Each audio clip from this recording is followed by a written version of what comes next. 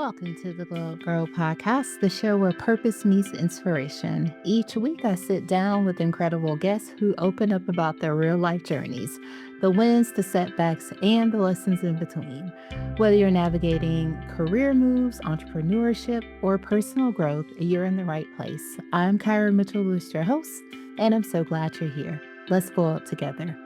All right, happy Thursday, everyone. I hope you all are doing well. I hope life is treating you well this week and being kind to you. And I hope you're being kind to yourself. That's always important.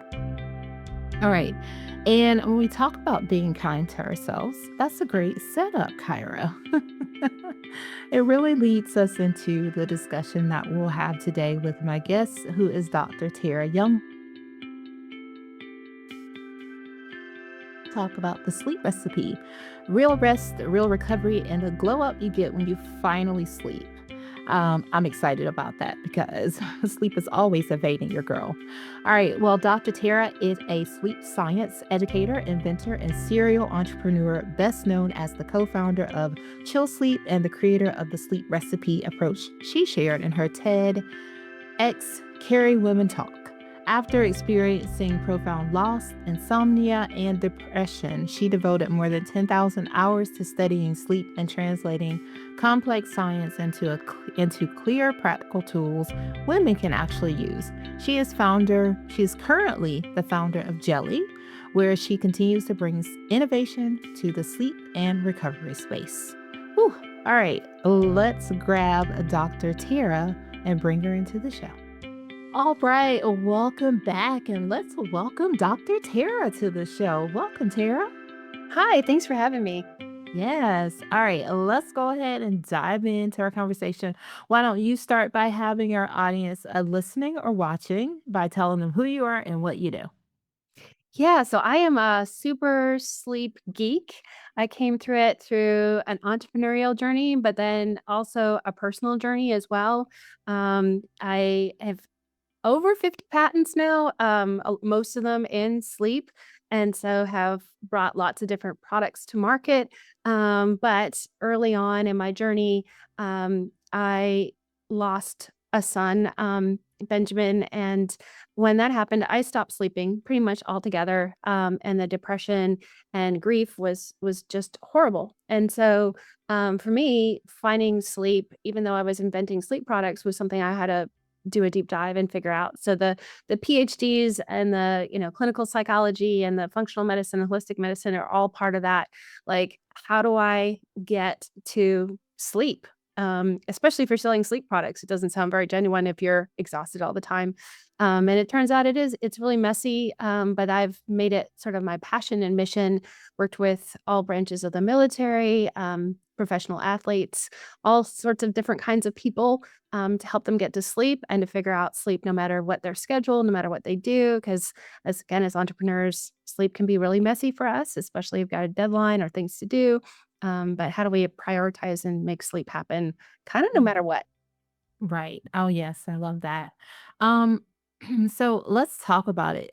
You did mention that your path into sleep science was a personal journey. Can you talk about that loss and insomnia and depression that led you into 10,000 plus hours of research? Yes, a lot of different research, and everyone's seen it online. The same 5 tips an expert comes on, and that's like my pet peeve is like we're not all the same. And most sleep research, certainly when I started researching it, I'm dating myself, but my first sleep product came out in 2008, and that is also when I lost my son. And then there was no sleep research just about on women at all. We're messy, our hormones, all those kind of things. You'd go into a research lab and everything was mostly done on college age men, which generally can sleep just fine. And like, why are we studying only that? There was a lot of frustration about it. So, yeah, the 10,000 hours goes into why are people not studying how women sleep? First of all, and why is that so difficult? And then around the world, different cultures and different practices, and um, you know, Chinese traditional medicine, Ayurvedic medicine, all have different ways in which we can help people sleep. And it turns out they've got some amazing things that can really help us. And so, yeah, it was. I wanted to learn everything I could possibly learn to figure out, like, okay, what are the basics? What do you have to do? I talk about recipes a lot, probably because it just to me makes sense. Like if you're gonna make something, you need to know what goes in it, Mhm. and figure out the recipe for it. So, grief, depression, every mental illness is has some comorbidity, which is a really ugly word, but just sort of connection to sleep or lack of it. And so for me, when I wasn't sleeping, um, it was really hard to figure that out. So even your regular doctor, they just go and they like, "Oh, here, have an Ambien." I'm like, "I don't wanna be on Ambien Mhm. forever." Like, I don't want just a pill. And turns out those pills are a class of hallucinogen, which really makes you hallucinate that you're sleeping. It actually doesn't help you get any deep sleep. So if you feel tired after waking up with Ambien, yes, it can knock you out if you're really in trouble, but it's a very short-term tool 'cause you're not actually sleeping with it. Mhm. And so, unfortunately played around with all those things and was like, "This none of this stuff is great or working." Right. Mhm.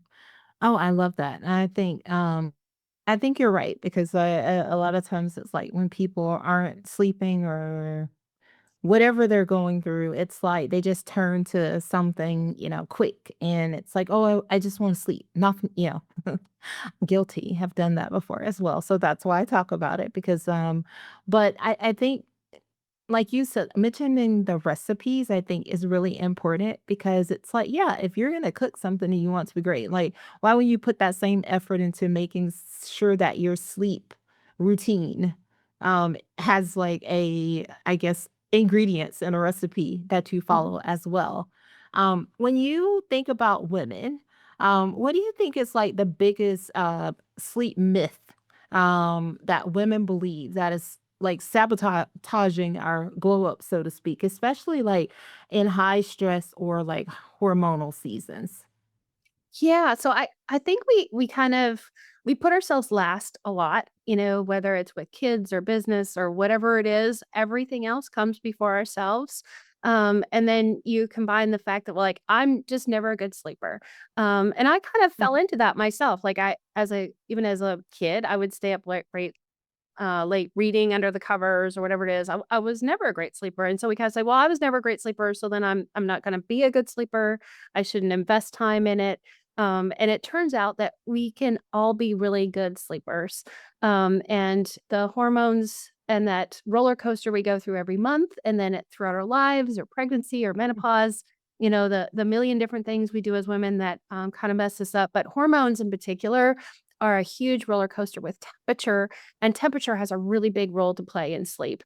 And so, uh, different temperature throughout the month, throughout pregnancy, throughout menopause, really dialing in on your temperature can have huge unlock benefits on even the symptoms that come with that. So, whether it's PMS symptoms or menopause symptoms, if you sleep better, you Mhm. actually have less of all of it. All of it gets better. So it turns out sleep is just a huge unlock. Did a study with Wake Forest for menopause. Did a couple other studies on sort of different um, role in which temperature can play throughout the monthly cycle. And it turns out by adjusting your temperature throughout your monthly cycle, you can actually have better sleep too. And then you just actually do have less PMS, less hot flashes, less cravings, all those things that happen, less of it when you sleep better because it's really a testament Mhm. to if you can sleep better, everything is just better. It really is better. And Dr. Tara, you are absolutely 100% right. So I'm gonna be selfish, everybody listening or watching, because I am like I'm in the perimenopause, and it is like I used to love going to bed at night. I mean, it was so great to, like, spend the whole day, like, living and breathing and working, and then the one place where there was always the solace for me was going to sleep, and I was just telling my husband, like, yesterday, I said, "I actually just really hate going to bed some nights." Some nights I'd rather just, like, you know, just fast forward and get up and do the day again because something that was so, like, sacred and I love doing so much now, it's become like a, "Oh, why am I looking at 3 o'clock? Why am I looking at 4 o'clock? Oh, why am I watching at 5?" And it's like this routine of like waking up every hour, and then of course like waking up hot and then waking up cold. And I'm like, what is happening? I hate everything. And I just want to sleep. Like that's all I want to do. Like I want to sleep so badly. But now it's like almost like I hate going to bed at night. Yeah. So I will say, and there is a huge evolution. I was just on a call recently with a female that was head of a major hospital group, and there is stuff coming down even from the FDA on hormone replacement therapy. They did it wrong when it first came out, and there's a lot of sort of people that are sort of nervous about it. Actually, when it's done right, it's really good. And I think women, as they get into perimenopause, they're like, oh, I'm not old enough to think about hormone replacement therapy. But it turns out that, it may be worth getting tested because it turns out estrogen and progesterone are really big factors in helping us sleep. And you're not alone in that story. That happens to all of us. And so I'm a big advocate of like, get tested and push, be your own advocate. So the other thing that happens is insurance loves to say, I actually just had a conversation with someone the other day, and she has uh, an IUD, and so it has a Mhm. little bit of progesterone in it, and that protects your uterus, but it does not help you sleep better or feel better or get away with the brain fog. So a lot of times they'll say, "Oh no, you've got some maybe in your birth control, maybe you got that," but make Mm. sure that the dosage is enough that it really affects that, and make sure they know you're not sleeping well because again, we kind of sometimes fail in the we don't want to dump all of our symptoms on our doctor and say, "Blah, this is it." But make Mhm. sure you do let them know that you're Mhm. not sleeping and that you have brain fog and you push hard, not just for that estrogen patch, but the progesterone really does help you sleep better. And then temperature in general, that hot and cold part is tricky. But if you can sleep cooler during the first half of the night and a little warmer, if you have a thermostat you can set, or even just think about Mhm. it in terms of covers and separate duvets or managing your temperature in your bed can help with that as well. Mhm. A shower before you go to bed actually cools your body off and it Mhm. helps you, the wet hair and all of that we don't want to mess with, but it does help us stay cooler in the night too. Mhm. Oh, I love it. Thank you so much, Dr. Tara. See, she's out here giving out great tips. And I have some more questions for all of you out there who are like, oh, wait, that wasn't my particular question. So let's talk about when people are doing all the right things, like their sleep hygiene, all the right sleep hygiene tips, but they still wake up tired. What are the first three things maybe that you would investigate for someone who is that's happening to? So first, I'm gonna have everyone throw away this sleep hygiene word. It is just really ugly. No one likes doing hygiene, Mhm. which Mhm. so if you think about even your glow up thing, if you Mhm. think about like all of the things we do as women, if you called it the hygiene part, it's just ugly. But if you call it glow up, it's a lot better. And so sleep is something that when you feel like you have to do it, and it's a lot of work and this is what it is. It's like Mhm. working out, right? If you do a group exercise or something that's more fun and you're like, "Oh, I just happened to work out, but it was fun." Way, Mhm. way better. Same for sleep. We have to love sleep. When we love something, we give it more time, we care about it, we enjoy it. Find a way, first of all, to fall back in love with this idea of sleep. Picture yourself as a baby. Those babies fall asleep so easily and they just like weird positions, everything fall in love with sleep. But if you're doing everything for sleep, it is really important to I break sleep into like pillars, and it's about finding balance. And think about it almost like your food wheel of like if you only eat protein or only eat carbs or only that Mhm. you need to have this balanced experience at least over time. And you need to manage your environment, you need to manage your mindset, and you need to manage your behaviors. And all of those come together to make sleep amazing. But sleep does not start in the evenings. Sleep starts the moment you wake up in the morning. Mhm. And so the mechanism that helps us sleep, that sort of drives all sleep processes, is actually really old in terms of evolution. So even a little marine worm that doesn't have a prefrontal cortex or any thinking capability really uses the same mechanism for sleep, and there's sort of a light and temperature and environmental perspective, and how you sort of burn that throughout the day. And there is something called a sleep switch, which when you're not sleeping very well is very frustrating. Clifford Sapir, of course, it was a guy out of Harvard, said, "Yes, there's just a sleep switch. You just flip it and you go to sleep." And you're like, "Yeah, no, I don't see how that's working." Um, but it Right. is called a sleep switch and it is triggered, and you need to turn it off in the morning is just as important as turning it on.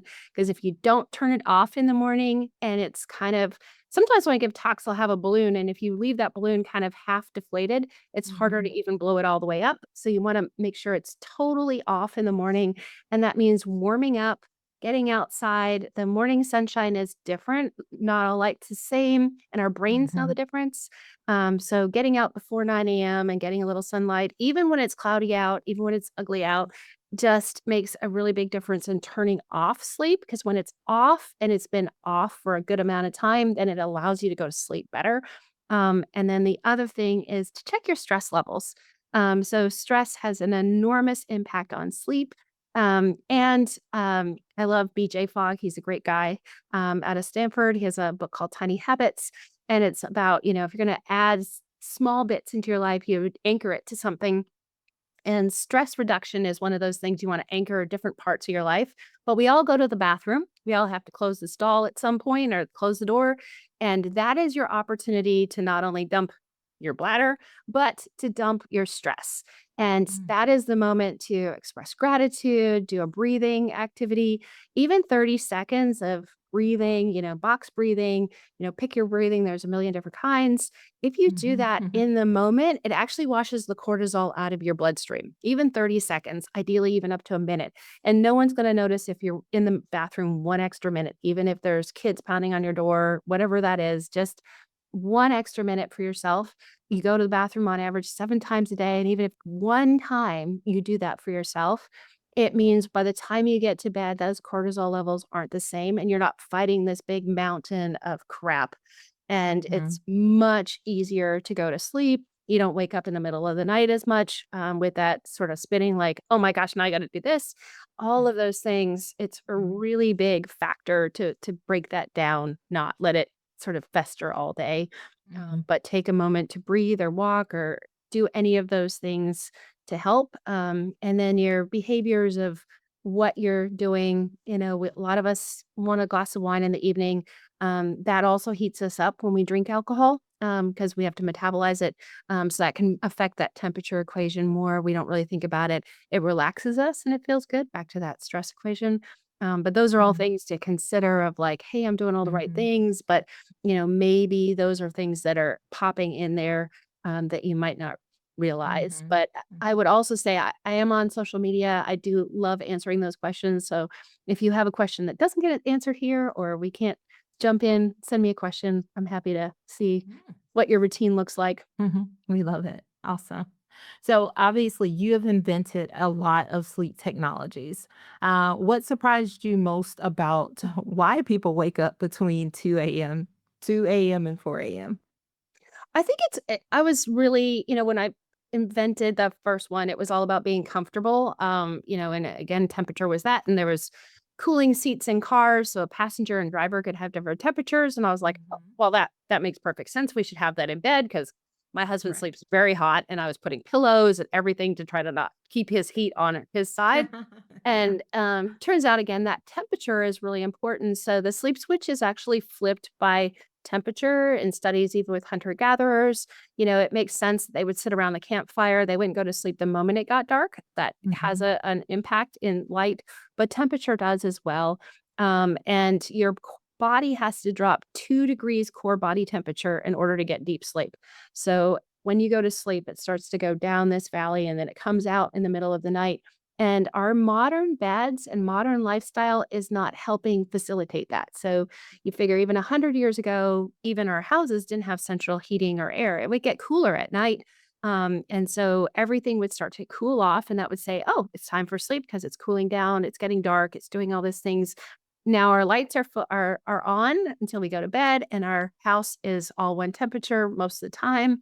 And so by not flipping that switch, it makes it harder. And then you have our modern mattresses that the memory foam, which feels really squishy, I'm a huge no memory foam. There's latex foams and other foams that are better, but memory foam Mm. heats up when you go to sleep. And so what it's doing is reflecting your heat back into you, kind of like a little bread oven.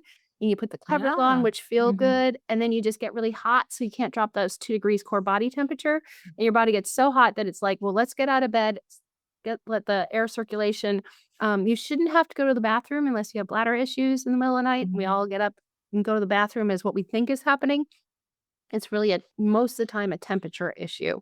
It's our bodies being too hot and it's trying to reset to still drop that 2 degrees, which doesn't sound like a lot until you think of like when you run a fever and you're 2 degrees too hot. Mhm. You're like, "Oh, that's not great." But it is like that Mhm. every night if you basically are like putting yourself in a fever type thing because you're too hot. And so, as much as possible, natural materials to sleep with and, really try to manage that house temperature as much as you can. Some places it's hard. Texas, you're not Mhm. dropping it a full lot middle of the night in the summer. Yeah. Oh, I love those are all great nuggets, Dr. Tara. I love this.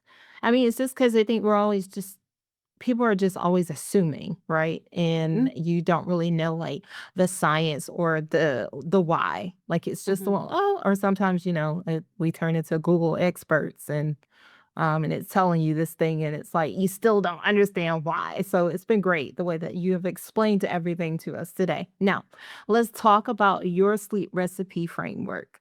What are the main buckets and how can our listeners personalize it for their own bodies? Yeah, so back to the pillars. So first of all, I do really try to keep my sleep space uh, sacred. For a long Mhm. time, I have 4 boys, so I'd have piles of laundry. I'd have all sorts of crap in the bedroom because it's the place to Mhm. hide it all. We're all kind of notorious, like, oh, we'll just shove it all in there. But it created stress and it made it harder to go to sleep because I'd look at that pile of laundry and go, ugh, I guess I'll face that tomorrow. Yes. But try to have that space, stress-free, relaxing, cool, dark, all of that from an environmental perspective. Your mindset really matters, even gratitude. You know, um, my son at camp learned a practice that we all do, and it's, what was your daily good? What is something you're grateful for? And what was your highlight of your day? And ending every day with that kind of mentality is incredibly powerful, way more than we think. As a clinical psychologist, and CBT and CBTI for sleep, it is really crazy. We think it's so simple that it like our brains say, oh, it can't be that simple. It is amazing how much gratitude does to stress. And if you're stressed out about something, no matter what it is, it's really easy for someone on a podcast to say, well, just express gratitude if you're going through financial stuff or a divorce or whatever that is. But find something to be grateful for. Because I will say in America, generally, um, our lives are at a spot where there's something we can find to be grateful for. We are very blessed in this country to have something, and even no matter what you're going through, other people have gone through it. Find someone, find a way to find that gratitude of even if it's just I'm still breathing today, I'm gonna get up tomorrow and I'm gonna face this all again. I have been at the bottom of that well to try to find gratitude when it doesn't feel like you want to express any. But it is still really powerful to just find one thing, Mhm. and it's amazing what that can do. Mhm. And then obviously, your behaviors of get up and get walking. So I have 2 dogs. I walk them every morning, and I walk them every evening. That's a big part of my wind up day to make sure I get Mhm. my sunshine. And then my wind down, make sure that I'm outside where it's dark and cool and it's a different temperature than where I was, that change of temperature, all of those kind of things. And it's just a relaxing, you know, no AirPods in, no trying to listen to anything or trying to squeeze the last little bit out in the evening. I just Mhm. whatever's happening in the outside world, the birds and frogs and whatever is croaking out there is what I'm listening to. Yeah, and they do croak pretty loudly. Mhm. Sorry. So for anyone who might be listening or watching and they want like these next level results, like what are your top high ROI upgrades that improve deep sleep and recovery fast without turning bedtime into a science project. Yeah, yeah, and it is really tricky. The temperature for women is a really big factor because of our hormones. And like I suggested to you, that if you're hitting that part in life where you are getting hot flashes and you have been a good sleeper and you weren't, it's definitely worth checking into. And because it could be as simple as just rebalancing that. And unfortunately, once you start perimenopause, as you work through that, because I'm a little further ahead than you are on that project, it may be multiple times where you have to get it checked and, know that it's always changing. But, make sure that you're taking care of yourself. Sleep is something that just find a way. When you were a kid, what made you go to sleep really easily? Was it taking a bath every night? Did your parents have making sure you had a bath and every night? And it's okay to Mhm.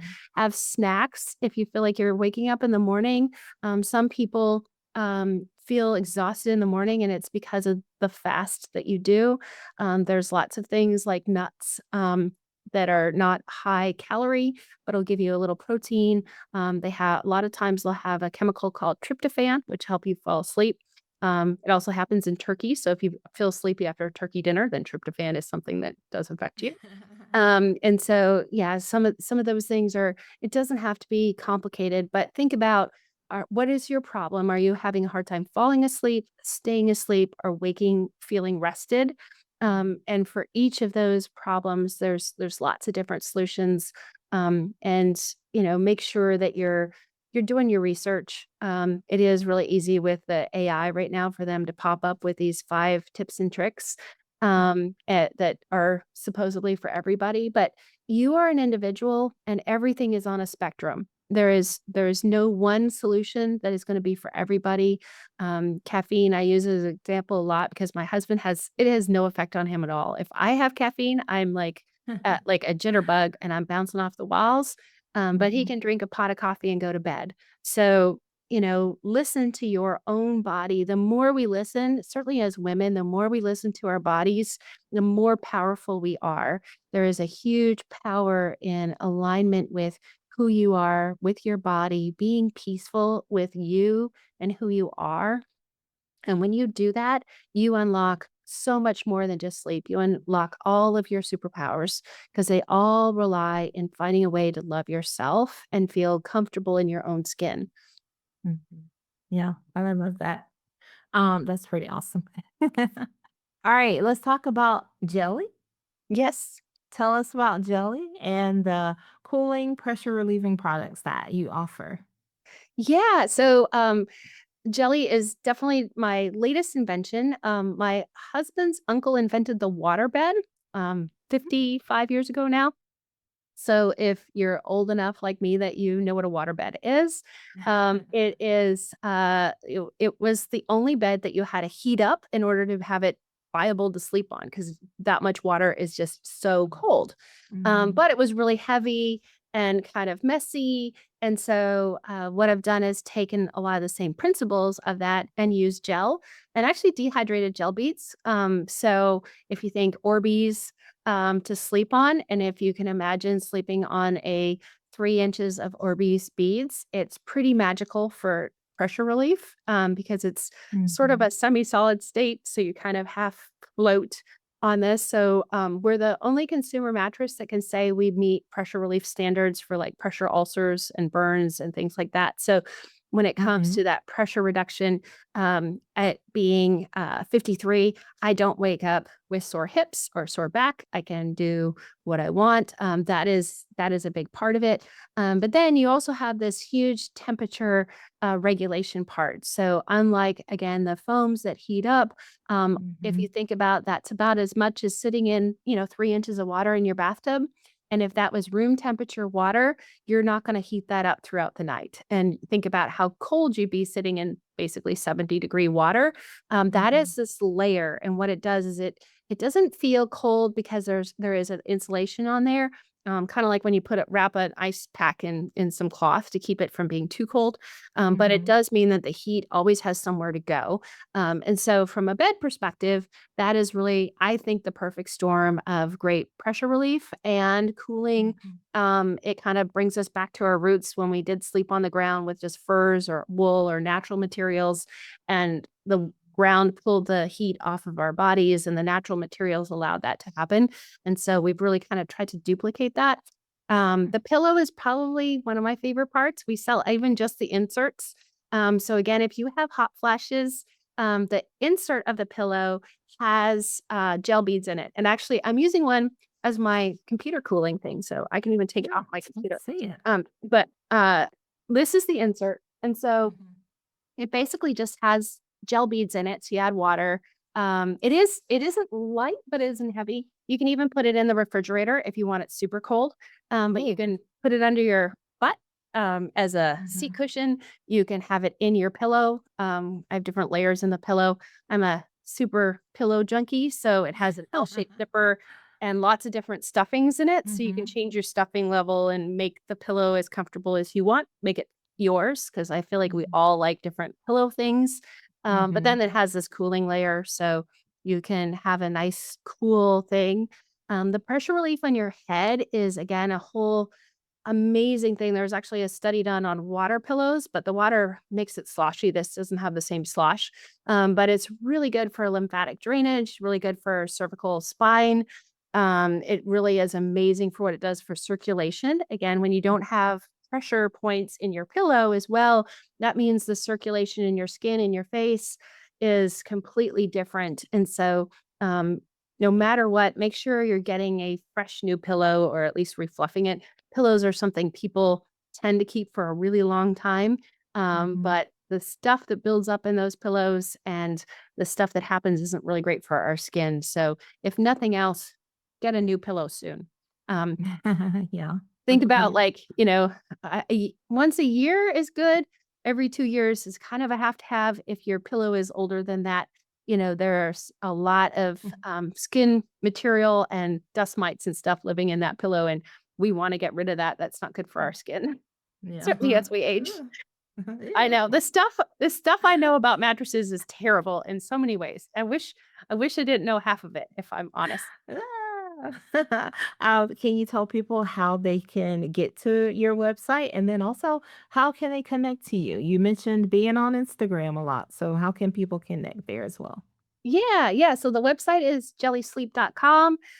You can check out all the Jelly socials. They're all Jelly Sleep. They'll answer all the questions, get back to me depending on the level of them. So if you want to ask questions there, I'm also as Dr. Youngblood on Facebook and Instagram, on Reddit, all of those kind of good social places. Feel free to reach out to me. I love answering sleep questions. Again, it's a big part of my why. I feel like the most powerful thing, and really the reason I went back to get my license as a, clinical mental health advocate and therapist, is because of this really huge attachment with sleep. And so whatever you're going through, it does make it better. Very passionate, did the PhD on sort of bipolar and the impact of sleep and functional medicine on bipolar individuals. If you are struggling, sleep is just a big element. If you're trying to lose weight, sleep's a big element. Whatever you're trying to do, it's just this huge magnifier. And so if you're struggling with the sleep, get that fixed. If you can get that fixed, everything else is just a little bit easier. Mhm. Oh, awesome. I love it. Make sure you all visit the website. Make sure you follow Dr. Tara and Jelly and ask those questions. So awesome. I love it. Thank you so much for sharing all those great nuggets. So we're going to do three things with Tara. I'm going to ask you three more questions that helps our audience get to know you even better. So the first one is a two-parter, and I think it'll Okay. be quite interesting. How do you start and end your day? Yes, so I start my day usually, I have cats and dogs, usually one of each. They have different personalities, but they actually start by staring me in the face. So for better or worse, it's usually like, "Hey, it's now time to wake up." And I'm like, "Yep, let's go for our walk." Mhm. And remarkably, even my cat comes with a walk for a walk a lot of the Oh, time. Maybe I don't know why they like going for walks too, but everybody walks in the morning, and so oh, that's yeah. a big part of it. I'm not a coffee drinker. I do drink tea, and there's a lot of great teas out there that do all sorts of things. I usually start with like a caffeinated one in the morning, but then there's different teas throughout the day. So lots of good things. And like I mentioned, I do walk them all in the evening, and I am a huge reader. And so I usually have a physical book, and I also do a lot of Audible books. So if I'm feeling just too tired to wanna, like, read a book and I wanna be able to turn off the lights, I listen to an Audible to go to sleep a fair amount. Mhm. Awesome. What's a current goal or intention you're focusing on? So I have a new, longevity app that I will be launching later this year.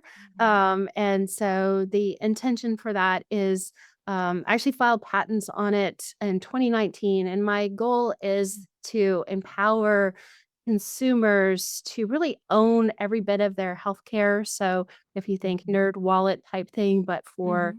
your health and how to make it simple, because I end up at a lot of biohacking shows, having done sleep for so long, and they all come with not only 5 tips, but like 50 things you should be doing, and they're like overwhelmed where to Mhm. start. Like it's a lot. And the goal with the app is to create challenges and small steps that you can take. So again, for a sleep challenge, then it walks you through, well, these are the things you're going to do, and it breaks it into, 2 weeks or 30 days. So you're not trying to change the whole world at once. Just try to simplify it. So my intention with that is that I can continue to change the way people think about sleep and how they sleep. Mhm. Awesome. All right, and the last question is where are you currently finding inspiration? Ooh, I am very inspired. I actually, when I first popped on here, I'm inspired by women doing amazing things. So again, was super excited to be on this podcast. I feel like it is really hard as a female entrepreneur. And so Mhm. connecting with other females that are really trying to break out and do amazing things is so inspiring. Every story is different, every version of that, every way in which you do it. Been giving talks on sort of grit and grace. And those are the two Mhm. things that I think you have to survive Yeah. in this female version of Mhm. entrepreneurship. But I love hearing stories of I overcame this, or I'm trying to overcome this, or wherever that is. To me, that is always so inspiring. It was inspiring for me even when I lost Benjamin. I'd read stories of other people that have gone through it and where they ended up on the other side and how they figured it out. So stories of people that are crushing it and how they manage their journey is like there's nothing more inspiring to me. Yeah. Awesome. I love it. And you're quite inspiring yourself in your story and everything that you're doing and just helping people to sleep better and to understand like sleep. And, it's not just this thing that you just have to do. I mean, No, yeah, no. it's so important to to really be intentional about how you approach it. So, well, I have one last question for you, Dr. Tara, before you leave. What are 3 things you'd like our audience to take away from our conversation today? That everybody can sleep. We were designed and made to sleep. Every being, down to small, nasty worm things, all sleep. And if you're struggling to sleep, remind yourself that you were designed and made to sleep, and there is a path back to it. It's about unraveling wherever you're at to get there. And the other is, it is a huge unlock for sleep. And so to unlock your glow up or most beautiful self, sleep has to be part of that recipe. And it is really easy to say, I don't have time to sleep. If we had more time, I'd talk about even lucid dreaming, because I've used lucid dreaming as a way you can steer your dreams. You can train yourself to steer your dreams. When you do, you can actually, I practice talks in lucid dreaming. I practice other things in lucid dreaming. So you can actually even upgrade your sleep beyond the just sleep to Mm, what you can make it for. But sleep is an incredibly powerful, powerful tool. no doubt it's here. You over here unlocking new doors and things, and we're like, wait, what? How do we do that? Well, Yes, ask me about lucid sleep, because it's basically like if you can't sleep, let's get you to sleep. That's like base level. And then it's like amazing sleep above that. But then if you really want to unlock the power of sleep, you got to get to lucid dreaming and unlocking that. Some of the best inventors on the planet, Thomas Edison, used a type of lucid dreaming to unlock problem solving and creativity. We could do a whole thing on that. But yeah, upgrade. Google it. It's super fun. So y'all, I'm gonna let y'all go from this conversation, but I'm gonna sneak and ask Dr. Tara one more question after we get off. But Dr. Tara, thank you so much for sharing with the community. You can always come back here in the future. Great. Thank you. Awesome. Stay tuned, everyone. All right, welcome back, and let's thank Dr. Tara again for joining the show today. Oh my gosh, such great tips. I mean, I love sleep, and when I can't sleep, it is a problem for everyone.